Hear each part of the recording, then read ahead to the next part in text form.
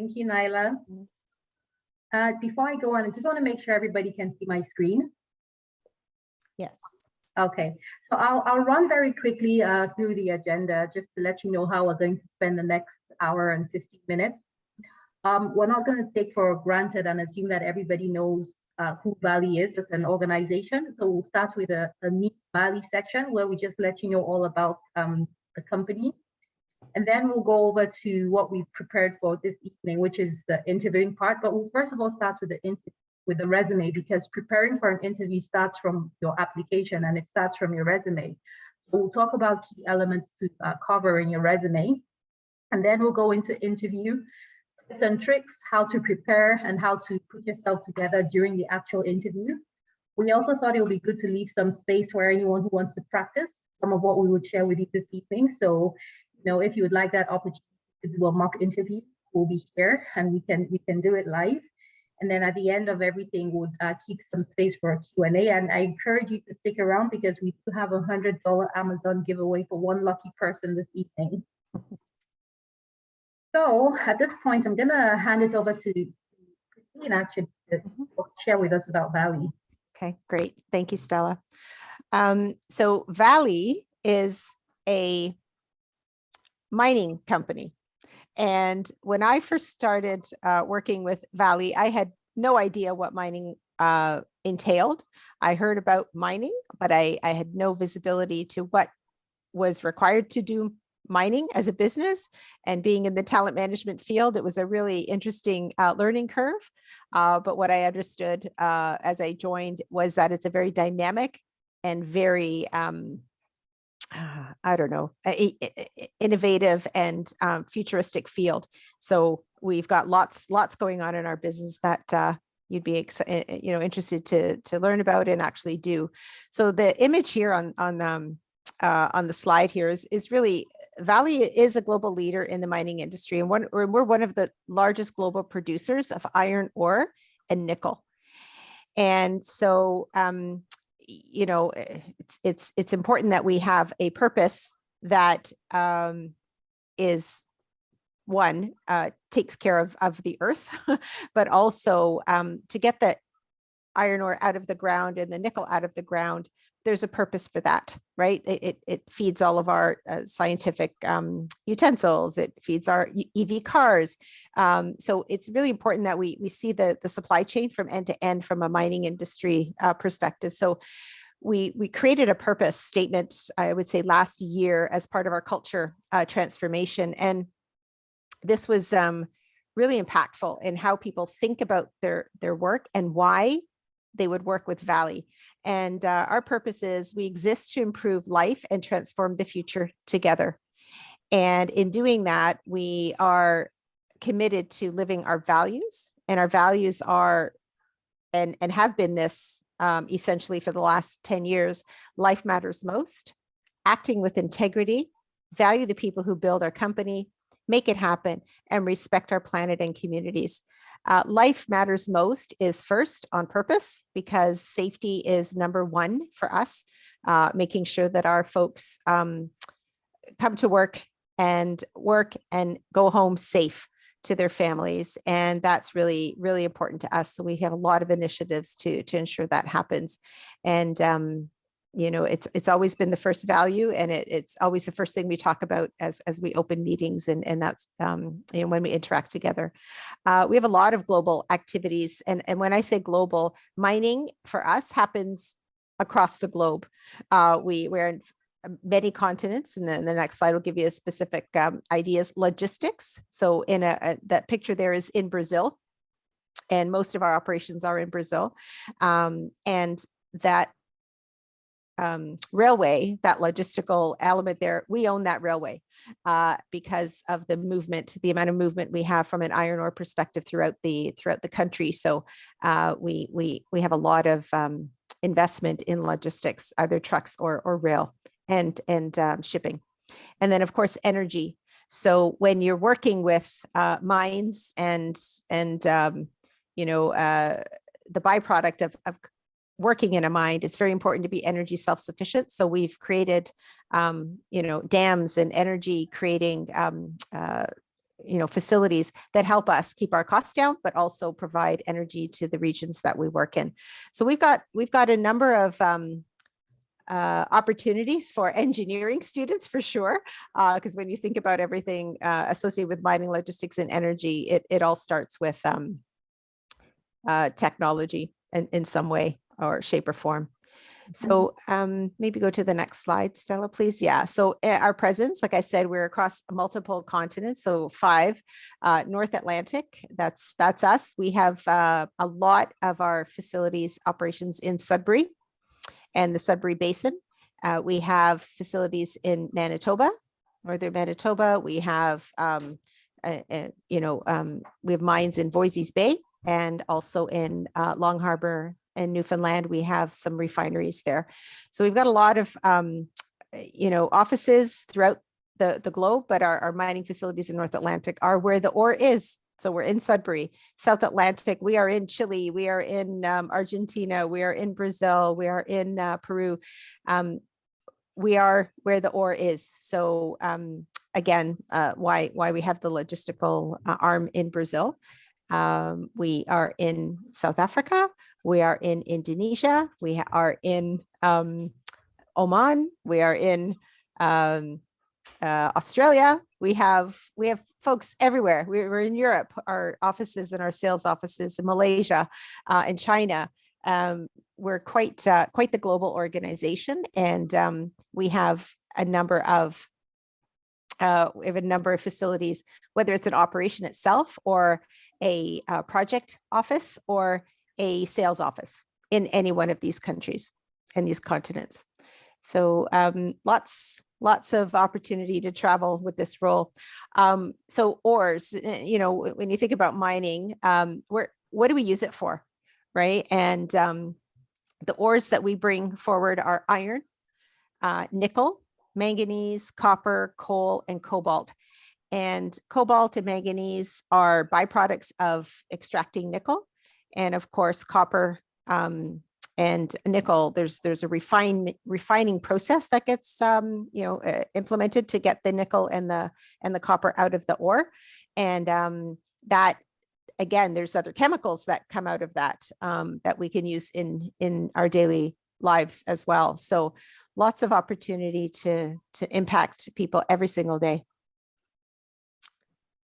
All right. And so Vale Canada specifically, I talked a little bit about this, but we've got a Toronto office as our head office for base metals, specifically is in Toronto, down at Front and Bay. We have a number of mines in Sudbury, for example. We've been there for over 100 years. We operate 6 mines, a mill, a smelter, and a refinery. And it's quite the integrated process. So if you ever get a chance to go to Sudbury, the big nickel, Vale supports that, any type of mining facility or anything that teaches or encourages children to be part of the mining industry. We absolutely support it. Creighton Mine is one of our deepest mines. I can't remember the footage, but it's one of the deepest in Canada.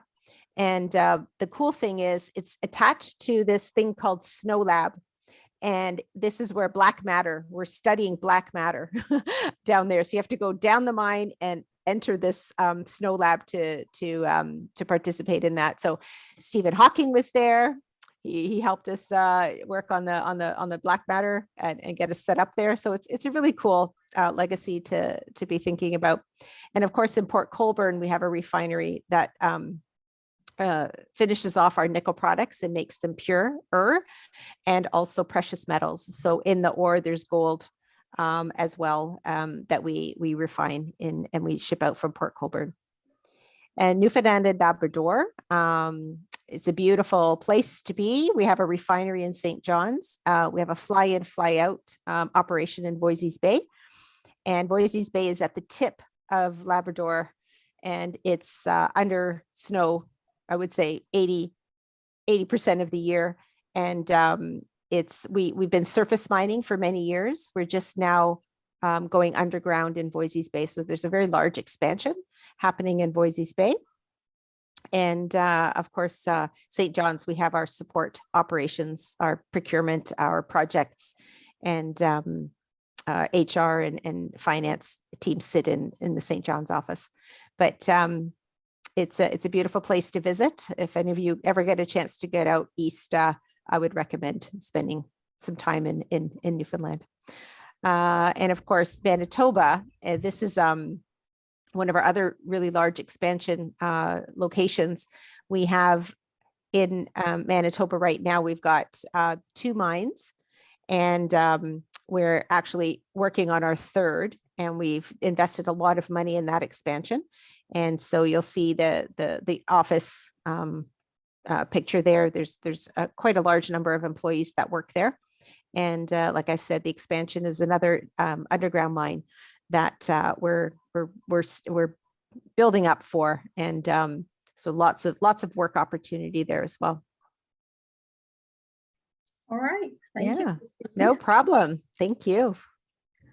Okay, so I'm gonna just jump right into it and talk about some tips when it comes to your resume. So things that you should think about. And like I mentioned, I'm in talent acquisition. I have spent a long time in my career, recruiting people. So looking at resumes, interviewing people, and all whatnot. So what we're putting here are, from a recruiter's perspective, some of the things that can really make your resume stand out and shine. So the first one I'll share is keep it simple, right? So don't include information that's not relevant to the role that you're applying to.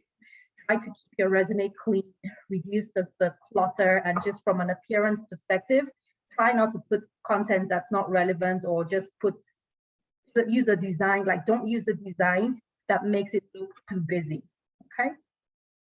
The next thing to put here is always put in your contact information, because as a recruiter, I pick up your resume. Oh, this is really nice, very simple, concise, straight to the point. All the information stands out.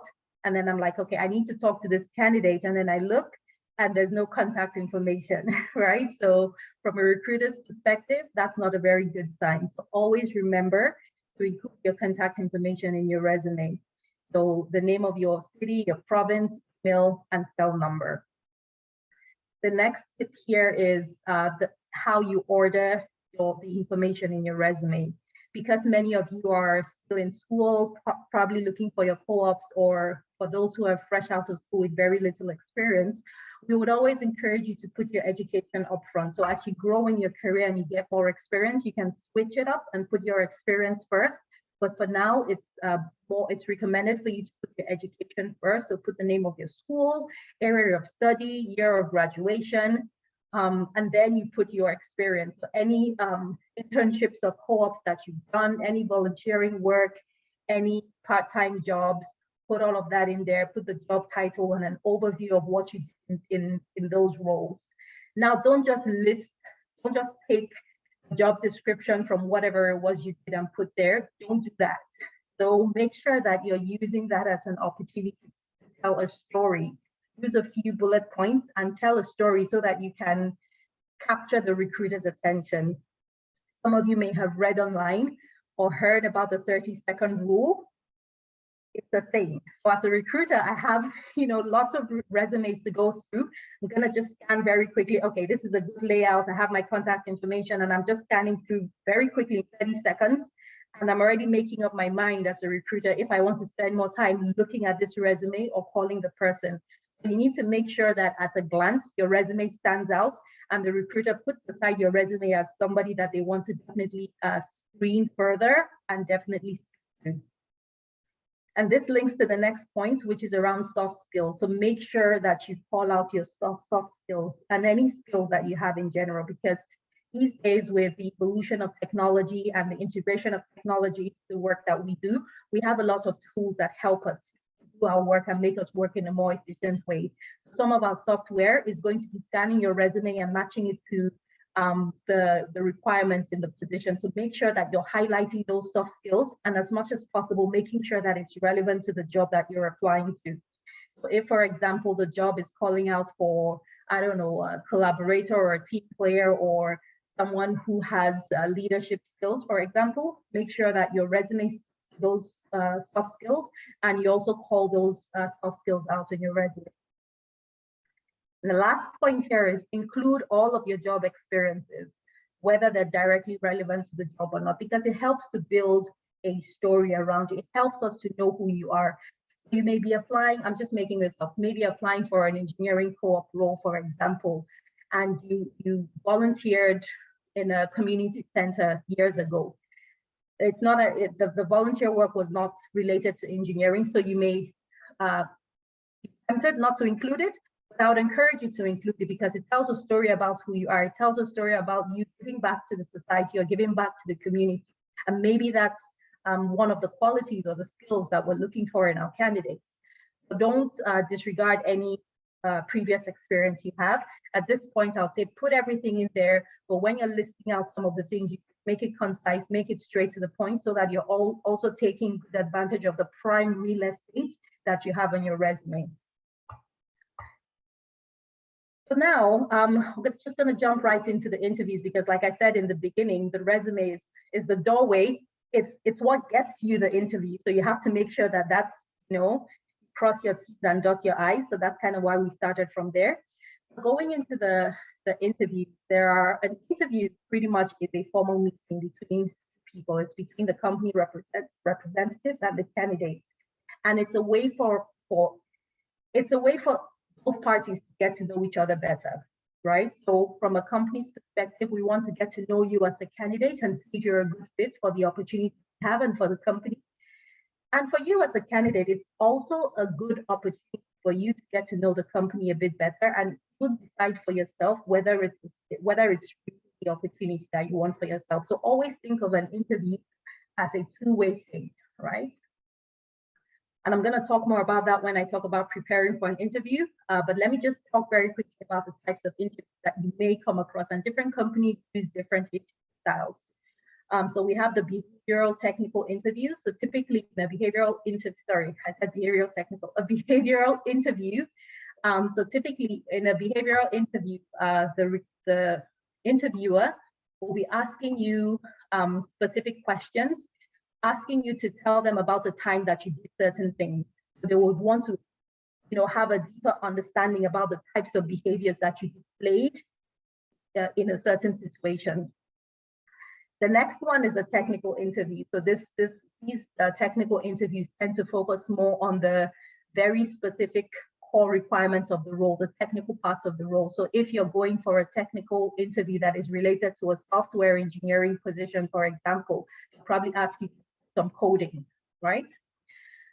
Group interviews, some companies like to use this interview style as well. So this is where you are interviewed as a group. So it's like a dating, if I should use that word.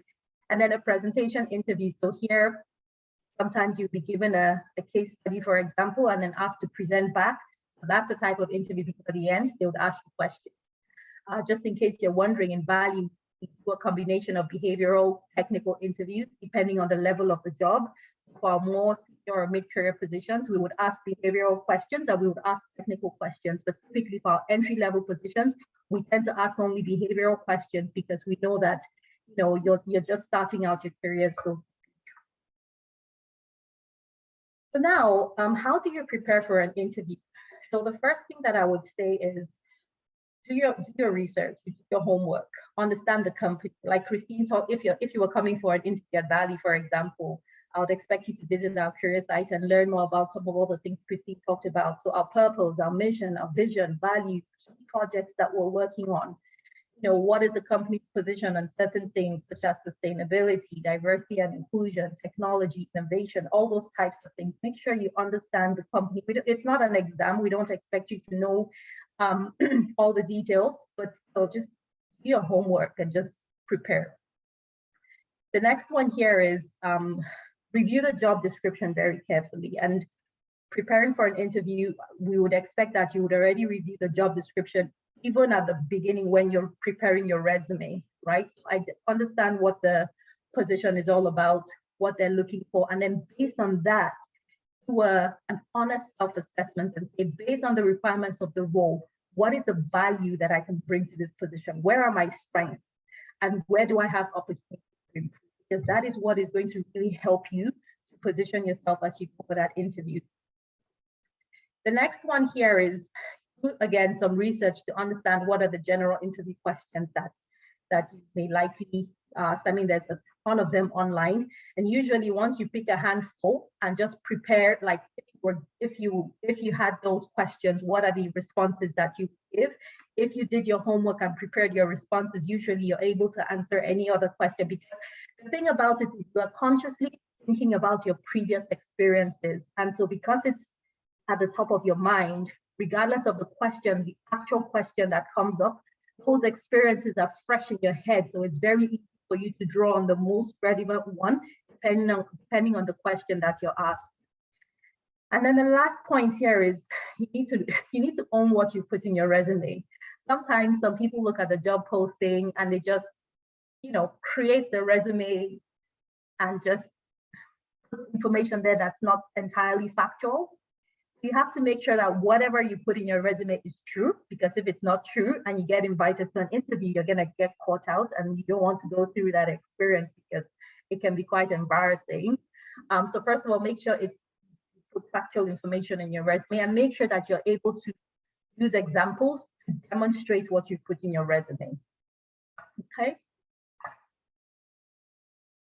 Still related to preparing for the interview, we usually recommend that people use the STAR model to answer questions, because regardless of the interview type, whether it's behavioral or technical, you're going to be talking about your previous experiences. So we always recommend to use the STAR model, so the situation, task, action, and result.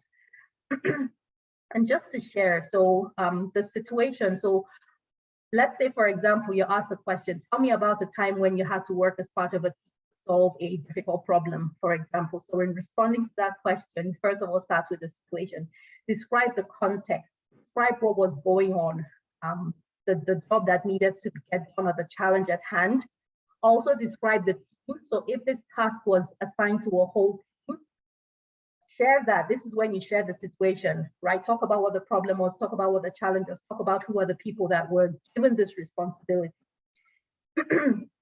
And the situation can be drawn from anywhere. It can be from work being like if you did a volunteer, no, not volunteer, but maybe did a previous co-op or an internship or community work. It could be a volunteer position. So if you volunteered somewhere, or any other relevant example from your personal life or your school life or your previous work life. But regardless of where you pull that example from, please be as specific as possible.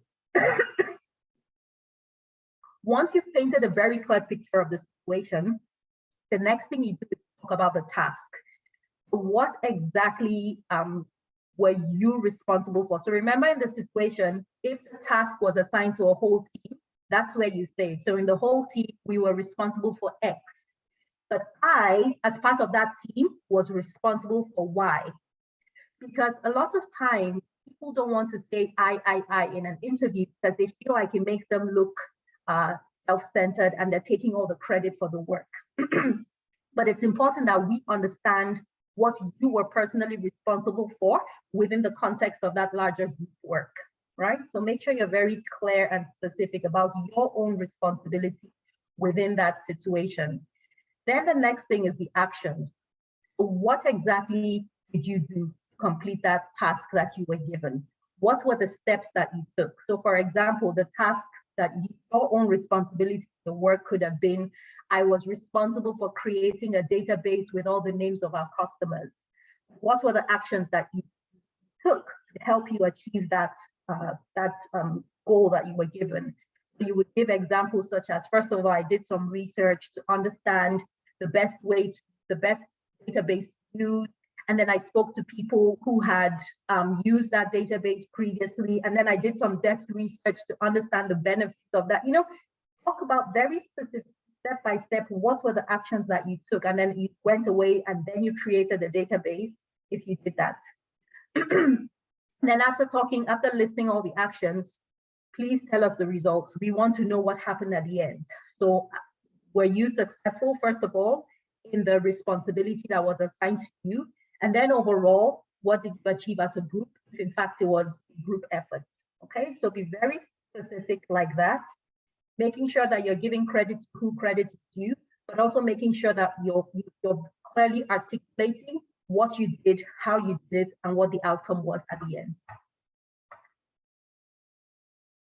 I hope I'm not going too fast, but we're gonna have some time for questions at the end. So in terms of how to get the best out of the interview, so just thinking about the process, you first of all prepared your resume, you did a fantastic job, so that got you an interview. Then you prepared for the interview, and then now you're going for the interview. So when you're at the interview, how do you make sure that you maximize your experience and get the best out of it? The first one is be professional. Try your best to show up on time, right? So these days with the pandemic, when we were in the thick of the pandemic, a lot of the interviews were virtual, right? Even though now things are changing slightly, but even with and even after the pandemic, a lot of companies are still keeping the virtual interview. So even with a virtual interview, please show up on time. So if your interview is supposed to start at 1 p.m., connect at 12:50, because technology can sometimes be unreliable. Make sure your video is working. If it's a video interview, make sure your sound is working. Make sure your headsets are good. Choose a virtual background that looks neat and professional. You really don't want to be in a virtual interview and someone is looking at your open closet with clothes hanging out, or your bed that looks a bit messy.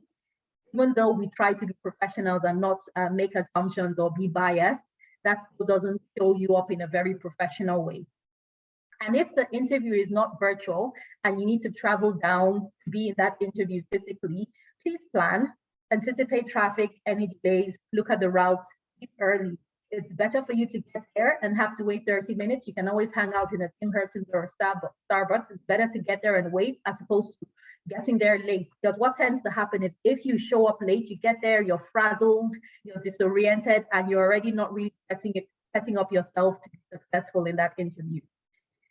And the last thing I'll say here about being professional is make sure you show up looking professional, right? So again, keep it simple, but look professional. It could be something as simple as, I mean, we're not saying you should wear a suit and a tie, but something as simple as a button-down shirt tucked into a pair of pants, or, you know, a dress. Just look professional. And even if it's a virtual interview, and even if it's not on video, a lot of times your mental state comes across when you're talking or when you're in a virtual setting. So you really don't want to just roll out of bed and sit in front of the computer for your interview. The people that are interviewing you would already tell from the tone of your voice and from the way you're coming across virtually, would already tell that, you know, something is not quite right. So even for virtual interviews, I would always recommend, dress up. I would recommend, get yourself situated in a comfortable environment. I also recommend sitting up, because that also helps to control the way your voice comes across. Because if you're laying down on a bed, you also sound different. So make sure you're sitting up. If you have a desk and a chair, that's preferable. Make sure you're well, you know, like put yourself in the zone and show up, you know, with your best foot forward. I wasn't supposed to talk that long about that point, but that's a really important one. The next one is be confident. I understand how nerves can take over. You know, it's very easy to get nervous and be anxious 2 days to the interview, 24 hours to the interview. You know, one of the things we always say is stand in front of the mirror, strike a superhero pose for a minute or two, you know, and just calm down and just relax, you know. Some people find that it helps for them to talk to themselves, give themselves a pep talk. If that works for you, do it. By all means, do anything necessary to help you calm your nerves down. At the end of the day, we just want to know who you are. We just want to really see you, understand who you are, understand what you bring to the table, and make a decision about if you'll be a great fit for the company. And that's the same for many other organizations. It's not unique to Vale. The next one I'll say here is remember to listen, right? So, you know, if you're in an in-person interview, make eye contact. I've been in interviews where people are looking up, looking at the ceiling, looking behind the person that they're speaking to, never making eye contact. Some people look down. It's okay to look at the people that you're talking to, you know, nod so that they know that you're actually listening and paying attention. Another thing I like to say about active listening is listen to understand and then give the answer to the question, as opposed to listening to just respond. A lot of people fall into that trap. You're just listen, and then you just start talking without really hearing what they're saying, understanding it, and then giving a meaningful response. The next one here is establish a connection. It's not easy. I know this one is not easy. So here you need to just make sure that make sure that you're relatable, right? Sometimes you may be in that awkward zone where you're waiting for the interview to start, or maybe you're in the room with the person and there's nothing to talk about. It's really important that as part of your preparation, think about, just have like 3 or 4 topics safe topics that you can talk about before the interview starts. A good one I like to pick is the weather. I mean, with the weather these days, there's always something to talk about. Don't talk about anything that has to do with politics, because that could really get people on the edge. Stay away from topics around religion, I would say, because that's quite sensitive. We'll pick safe topics like the weather or something funny that was on the news the previous day, for example. And then the last thing here is be yourself, right? Authenticity is the most important. If you try to come across as somebody you are not, it will show, right? So be yourself. Look at the interview as an opportunity for you to shine. At the end of the day, if you're a good fit and you get the opportunity, fantastic, well done. And if it doesn't work out, don't beat yourself up. Look at it as you've just had an opportunity to practice. You've just gone through an interview, you didn't get the job, but you've done it. That means that the next time you'll be better at it. So all of those things are just opportunities for you to practice until you finally land that perfect opportunity. I remember when I just moved to Canada about 3 years ago, and I moved here with experience, right? I was already recruiting people. I had done a lot of interviews in my life, but I went for interviews and I was not successful. It was very hard and it was very discouraging. I just having the opportunity to talk over and over and over again about my experiences and the things I had done, I found that with each interview, I was actually getting better, because all of those examples and experiences were at the top of my mind. And it actually helped me to not feel nervous anymore, because those were things I had done. It just became natural for me to talk about them. So summary is be yourself, do your best. If you get the opportunity, fantastic. If you don't beat yourself up. Take the learning, move on, and do better next time. Okay.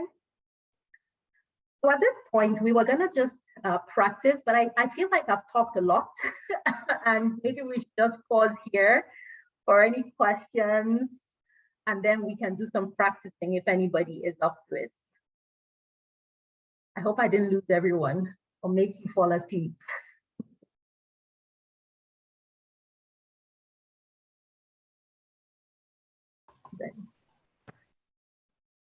Okay, I think we have Emily's hand up. Yeah, I just have a question. So like you said, I know like really eye contact is very important during interviews. What do you recommend, especially with eye contact when you're doing interviews virtually? Because sometimes I find that I try to look at the camera, but then I always see my eyes kind of like dropping down, like to see like the person, because it's like something like natural. Like, do you guys have any like recommendations, or is it kind of bad to just be like just staring at the person on the screen, so it may seem like the eyes are going down? Yeah, that's a great question, and it can be quite tricky in a virtual setting, especially when you think about where your camera is placed. Some people have cameras that are a bit high up, so if they're constantly looking at the camera, it looks like they're looking up. So what I would recommend in a virtual interview is just generally look around you. Like sometimes you can make eye contact into the camera like I'm doing now, and other times you look at the people's faces.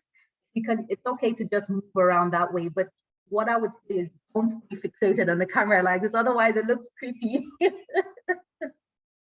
Okay, yeah, thank you. Yeah. All right. The other trick I do is I test where my eyes go, because my camera sits obviously above my screen. So what happens is I don't get to actually, I have to look down to see my screen, to your point. So I prop my computer up. I put a book under it, or an extra book, so that it's up higher, so that I'm not doing this. It's like you're looking through your glasses. I'm not doing that a lot. So I know the camera's on. I know the camera's going to catch my the frame. And then I can focus on the screen if I have to read something or just look at the image on the screen. I'm not staring right at the camera.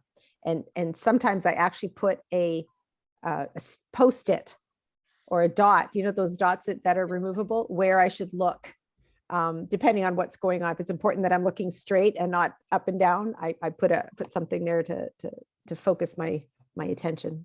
So that's helpful too. Okay, yeah, Yeah, thank so you. That's a good idea. The little dot. I never even thought about that.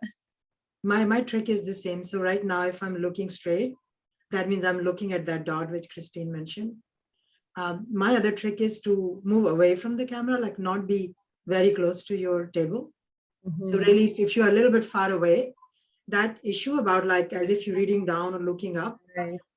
that's still, you'll still be doing that, but because you're a little bit far away, the person you're speaking to, they cannot tell. So I don't know, like when I'm talking, I'm looking right straight into your face, but I just moved myself very much far away from my laptop. Mm. Yeah, makes sense. Thank you so much. All right. Yeah, we all worked out different techniques. Like pandemic made everyone kind of expert on camera positioning. Yeah. Catherine has a question. Go for it, Catherine. Oh, hi. I guess I have two questions. The first one I have here is, do you have any common questions that you find yourself asking a lot in interviews? If so, could you share them? So our interview questions, our behavioral interview questions are very close tied to our key behaviors as a company. So it becomes like, so our questions at Vale may be different from what another company would ask, because maybe they've aligned their own questions to a different type of framework. So when I think about some of the questions that we ask, they're mainly around like the common ones around teamwork, collaboration, problem solving. What's another one? We attention to detail, safety, risk. We ask questions about safety, ask questions about risk. So I'll give you, we actually have on the next slide a couple of questions that we usually ask. These are real questions that we ask. So, and again, it's also depending on the role. So even though they're aligned to our behaviors, we would select from our question bank the questions tied to our behaviors that are most suited to that position. These are some examples of real questions that we ask real candidates during our interviews. So tell us about a mistake that you made at work that helps you grow. Here, we're looking for people who are honest, like open and transparent. One thing that is really core to, Christine mentioned our culture transformation and how we're really trying to transform and evolve as a business.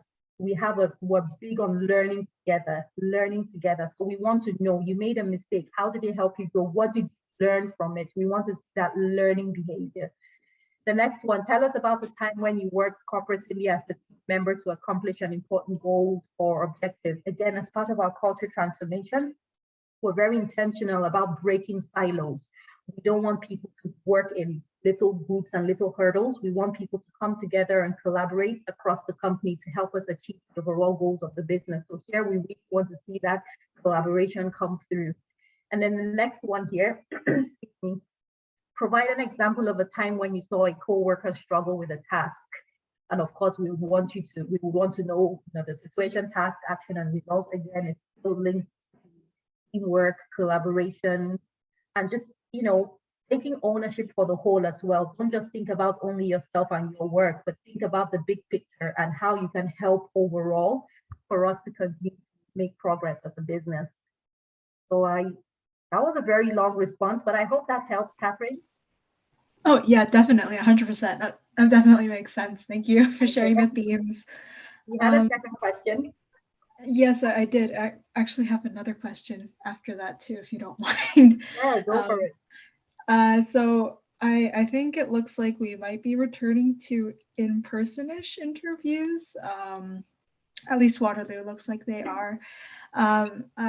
Personally, I haven't done an in-person interview before. Are there any tips you might have for that specifically? Mm-hmm. For an in-person interview, I think some of the tips we shared would be very helpful. So the first thing I would always say is, first of all, plan. Google, know where you're going to, right? So that you know how long it's going to take for you to get there. And then on the day of, before the day of, I know some people, depending on how far or how close, some people actually go there just to know just to know the route. And then on the day of, you know, if it says it's going to take you an hour to get there, set off 2 hours before, because the road can be very unpredictable, especially if you're traveling by car and you're going on the 401. So make sure you very early, give yourself enough time to get there. For an in-person interview as well, you need to show up looking professional. So make sure that you put yourself together in a professional looking way. Leave early, arrive there early. And then at the end of the day, just relax and be yourself. So I'm just thinking about my own in-person interview experiences. My interview to Vale was in person, and literally I'm just thinking about some of the things I did, and that's really what I'm sharing. But again, Christine, Naila, please share. Yeah, as you're talking, I'm thinking because we haven't done the face-to-face, we can get away with not like wearing comfortable clothes at home, right? Like right now I've got yoga pants on with a proper top. I can't do that in an interview, but I know if I'm now going to go to an interview, if I'm wearing a pair of pants that I haven't put on, I might be fidgety, right? So make sure you're wearing something comfortable, because your nerves, whatever those are going to be exasperated with you fixing your shirt, or, you're adjusting how you're sitting. So just be mindful of that. Like what is the most comfortable thing you can put on that is not going to be an additional distraction for you, and make sure that you feel put together, right? And it's really always about how you feel inside is going to show up on how you project yourself. So just be comfortable, not just with yourself of who you are, but what you want to share, right? Like I think Stella's advice earlier on is identify some key scenarios where you rocked it. You were like at your top of your game, and what specifically happened there. Because regardless of the question I ask, so this connection to the question, the behavioral questions, I could ask you, tell me about a mistake you made at work that helped you grow. You probably have an example of where you made a mistake. You have no idea what we're looking for in your answer. That's our behavioral check we're making, but your story needs to be one that you can talk about, because we're going to ask you probing questions. We're going to ask you some questions saying, oh, really? And how often does that happen? So you need to make sure that you've got the story and the example clear in your head. And I'm thinking back to some of the interviews I've conducted and I've actually participated in. You don't need 100 stories. You probably need 3-4 examples of where you've demonstrated, exemplary behavior and results. And you can answer any question somebody asks you. You really can. So that's the piece that I would suggest you do. Like, don't wear something that causes you to fidget, and just be comfortable and prepared with your story, and bring a pen. I know a lot of people are like, oh, I I have to give you an example. I was in Sudbury in our operation last week, and I didn't have a pen. I don't use a pen anymore. I just use my computer. So I don't know if it's proper etiquette to bring a computer to your interview where you're typing your questions or what you're hearing the interviewer share with you. But if you're at home, you probably would do that. But face to face, I don't know that that's appropriate. I would bring a pen and paper to the interview as the interviewer, and maybe you as an interviewee, that's what you should still bring with you. So something to think about there. I just wanted to add a couple of my thoughts around that, like being a candidate myself, like for so many interviews and now coaching and training kids and my own kids and all. One thing which I hear a lot about kids who, I don't know what year you are, but if you have not had many internships, for example, and you're still preparing for the one of the, like some of the kids would come to me say, but I don't have any star stories. So star does not mean you really need to have like amazing stories where you build bridges, and we understand that you still have to get that experience. So anything which you have achieved, like in your coursework or within your like first job which you have outside, even in your church, like, so bring examples from anywhere. I also encourage that, as Christine said, 3 to 4, you don't need 100 stories, maybe 5 on the max. Exactly create story 1, story 2, story 3, story 4, story 5, matching with your resume. Create a table as TAR, and in the first one, for example, you volunteered for some church group and where you work with the soccer team, and as a soccer team member, like your job was to make sure ABCD. So really dwelling on the tasks, like what you did. So if you have to divide that stories in 3 minutes answer, you cannot go on and on and on. Like, I know storytelling looks like you could go longer, like, but you lose your audience. So maybe just spend 1 minute of your time on the context, like what was the situation, but your most of the time should be what did you do, as Stella said, that although we try to avoid the use of I, but in this is the situation when we really wanted to know that what did you do particularly. So you could spend next 1.5 minutes or 2 minutes on what key steps you took. So the ideal rule of thumb is like mention 3 things. Maybe you have done 5 amazing things, but it just conceptually easy for the listener to listen, like 3 important things that I did this, and then I went around and talked to other team members, and I did this. And don't forget to spend at least 50 seconds wrapping up the results. I know based on my own experience early on in my career, I would do a great job on S, like situation. I would do a great job on task and action and very enthusiastic. And I would just rest it there, leave it, because I would say, I have done, like, given them amazing actions, and they could figure out themselves that it must have led to a great results.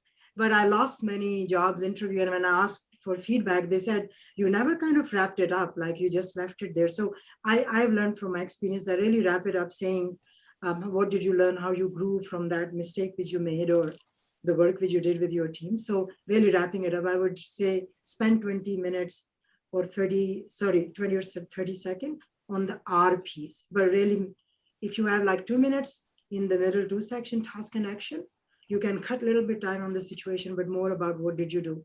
And again, I would reinforce that star stories don't need to be like amazing big stories, like anything which you have done.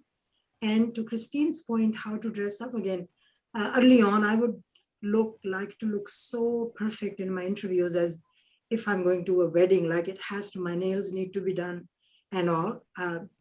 That's great, but it put a lot of stress on me that I was so nervous, and I had a lot of my energy in looking like that 100%.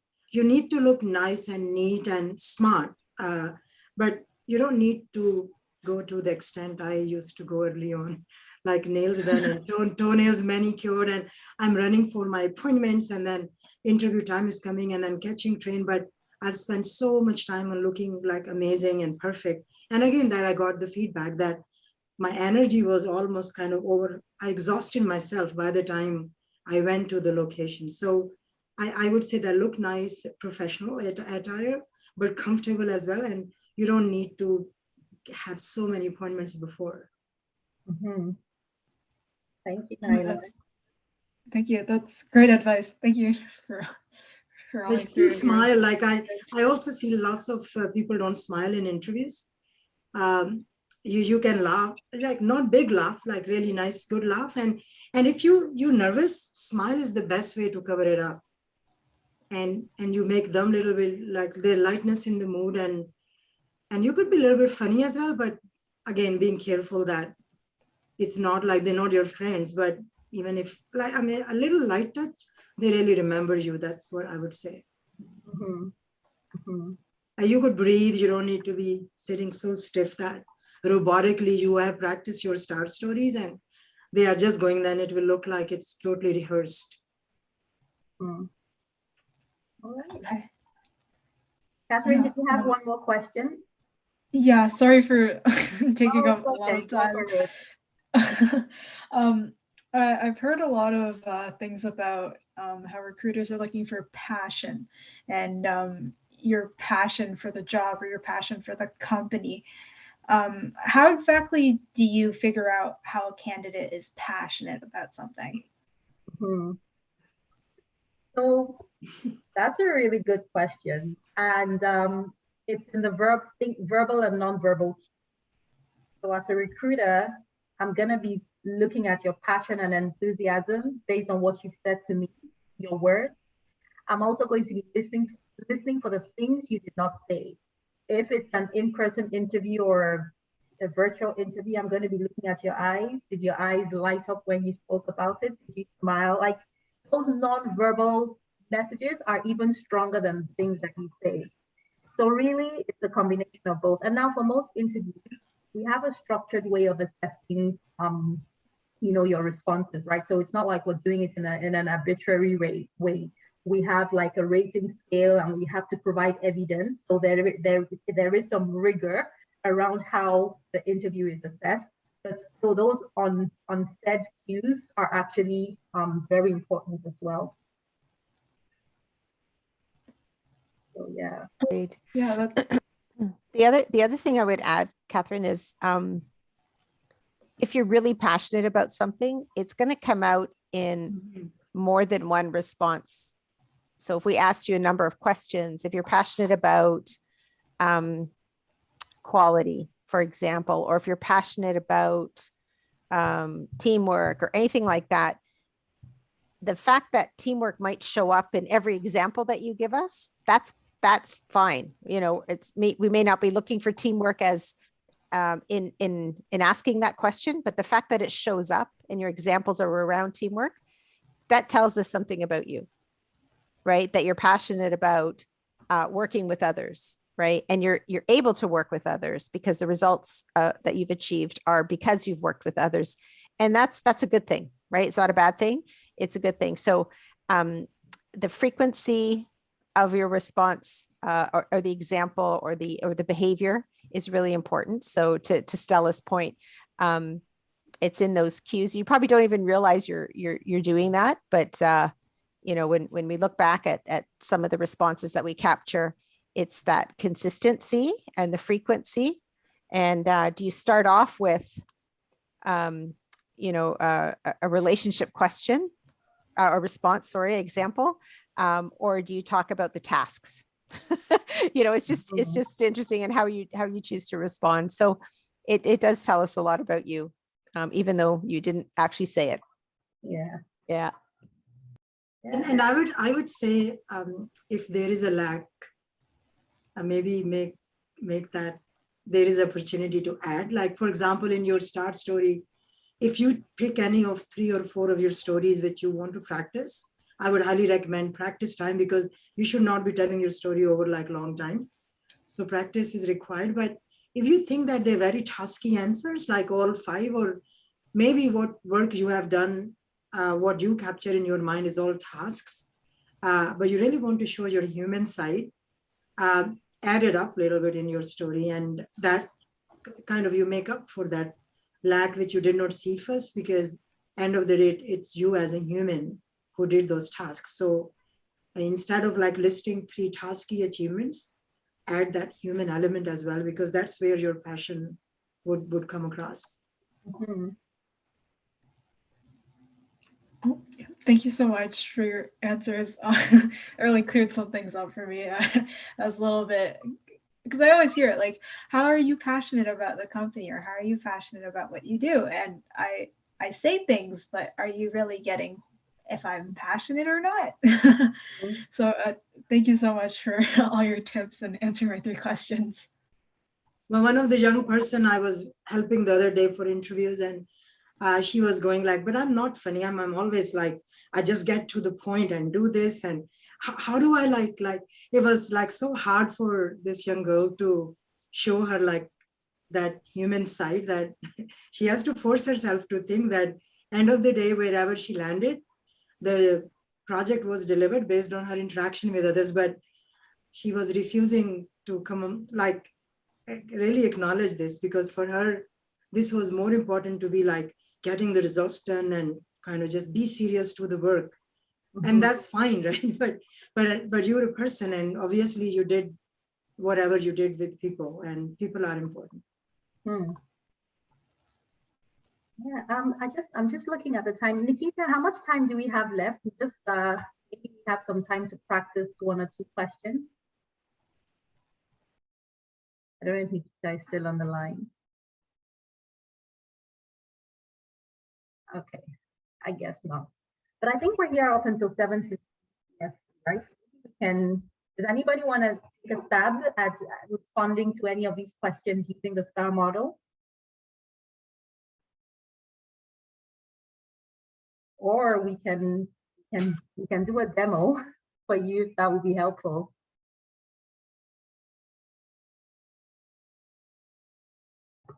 I think a demo would be helpful. Okay. All right. So Naila, maybe this is where we can role play. I'm gonna Yeah, let's do that. You hire me, Stella. Okay, I'm gonna hire you. Okay. All right. So should we do the first one, guys? What do you think? I think the first one is a little bit harder. Talking Yeah, I about think the mistakes. first one. The first one Yeah. would be nice because I looked at it and I was like, I've never seen that or been asked that interview question. And I was like, Mhm. Yeah. I think it would catch me off guard, to be honest. Okay, so let's do the first one then. So because we don't have a lot of time, I'm not going to go through the usual formalities that we would go through at the start of a real interview. I'm just going to go straight to the question, but this is not how it will be in real life, okay? Okay, All let me kind of loosen up a little bit. Okay. All right, Naila, thank you so much for making the time to meet with me this afternoon to talk about the recruiter opportunities we have within our team. I'm going to ask you a couple of questions to understand, your experiences. I'll ask you a couple of behavioral questions. So I'll be asking you to tell me about the time that you did certain things. So please feel free to share examples from any part of your work life or professional life. Thank or you. personal life. Okay. Can you tell us about a time you made a mistake at work? Can you tell us about a mistake you made at work that helped you grow? Yeah. So I'm a person who really learns from mistakes. So this mistake really made me look at the areas I need to improve, and I worked on that. When I was working on a project in my first summer internship, one of the tasks was to have all our data reported into Excel, but in a way that it makes sense when we tell the story to non-number people, for example, our clients. I was part of the team working on transforming those stories and turning that data into stories. But because I had some skills on Excel and I have some skills in Microsoft Tableau, I was able to convert the data very quickly into stories. And I would just go home and excitingly work on that. And the next day, the entire project, that piece is already finished and done. And I realized that over a period of time, my teammates are not very happy with that because I was trying to do everybody else's work, which I didn't realize at that time. So once I saw that there is a little bit stress in the relationship, I took control of the situation. I went around, asked each one of them that, is there anything which I'm doing which I'm not aware of? So people shared their feedback with me, and then I took it to my supervisor and expressed my concerns about how I was trying to be helpful within the team, but it's taken in a wrong way. And I took some feedback. I also took some advice and suggestion from my mentor who was assigned to me. And the feedback was given that I'm being perceived as taking over the project and doing things without being assigned. So it looks like I'm smarter than the team, and that was not the case. But I learned from this mistake that whenever you work in a team situation, always make sure, ask question, clarify expectations, clarify what role you have to play. And if they need your help, you're always there to offer support, show your passion for the work, but make sure that others really see you, what you're doing, not perceive you in a wrong way. So that really helped me to grow further as a professional. And I'm sure that when I come to Valley and work in a team situation, I'm going to use that learning and really making sure that my teammates are very happy and I'm doing the work which is not only assigned, but also going above and beyond. Thank you, Naila. And just to ask a probing question at this point, can you share a bit about how you have transferred that learning? So what you learned from that mistake into a brand new situation that helps you to avoid making that mistake again? Yeah, that is a very good question. Thank you so much for asking. Just recently, I was called to coach soccer team in my old soccer camp where I was as a participant myself. So the coach asked me if after COVID, like the camps are returning back, if I'm able to coach. And that was within like 5 or 6 other coaches of my age.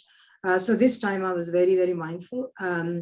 I did what I was assigned to, but I also offered, because I'm very passionate about soccer, like I played soccer for 13 years of my life. I offered wherever they needed help setting up the camp or whatever other camp related items like they were due to do.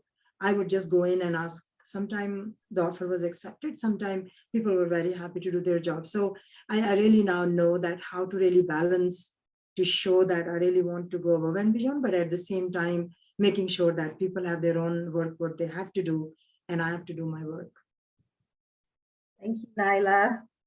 So because of time, we can only go through one, but I asked Naila a probing question because that would typically happen in an interview. When you share the first example, based on what you say, you could get a follow-up question based on what you said. So don't be taken aback. Just understand what the question is and then respond based on what you can ask. But thank you so much, Naila. Thank you. Do I get the job or what? Yeah. You're Yeah. hired. Yeah. Well, can I just make my observations there? Yeah. Because Naila was prepared, she made the job of interviewing very easy, right? So you gave the whole story. A lot of people don't give the story, or they think they've given the whole story. So as an interviewer, it's my job to build the star for myself. So as you're talking, I'm writing down what I think is the situation that you just described, what I think is the task you worked on, what I think were the actions and what I think are the results. So as I'm building it, I'm going to look at what I have and what I don't have based on what you tell me. So the probing questions aren't to trip you up, right? They're not there to trick you. They're there to complete the story for the interviewer. So if you are asked, it's not a bad thing. It's a good thing, because maybe there's something that you've said that we know there's more behind what you said. So we're going to ask you some questions, some specific questions. So it's okay if you don't have the whole story perfect and you're sharing it all at the same time, like Naila did. So if they do ask probing questions, it's okay. It's a natural thing. Not everybody makes it easy like Naila did for interviewers, but we're trained. We this is what we do. So we will build the star based on what we're hearing from you. Yeah. Christine, I would like to add very quickly, respectful of the time, as the probing question. So early on in my career, I was in Australia, a young person, and trying different jobs. Like I was not at graduate level. I finished my university degree. And each time someone would ask probing question, I actually would lose my confidence. I would think either they are investigating, maybe they are not trusting me. Like that is just me, right? It's my lack of self-belief at that time. Or because I was a newly immigrant, I don't know how hard you were finding, like through my accent at that stage, I was extremely conscious of my being with accent. So I would immediately lose confidence with the probing question, thinking either they're investigating, they're not sure about me, they're not trusting me, or it's not making sense to them because my accent is bad. That is what my self-talk was going on. At the same time, the person like Christine may be more interested. That's why they're asking probing questions. So I always share these two thoughts, which early on I used to have. And it changed, right? Over a period of time, I realized when I started hiring people myself that actually very good. It shows interest and they are building their own star. But those were the two initial experiences, which I love to share, that don't lose self-confidence, thinking it's not investigation, like, and sometimes people ask third question as well. Stella like stopped at the second, they ask because they want to build, like it shows that they're liking you. So just take it very positively. Mhm. Thank you, Nyla. So yeah, we have pretty much come to the end of our time with 2 minutes to go. I just wanted to share that I have put in the chat a link. So here is a simple form that you can complete. And at the end of the day, we'll gather all the names, put everything in a pot and select one lucky winner who would get our $100 Amazon gift card. So, you know, something you can buy something nice for yourself. I wish I could throw my name in there.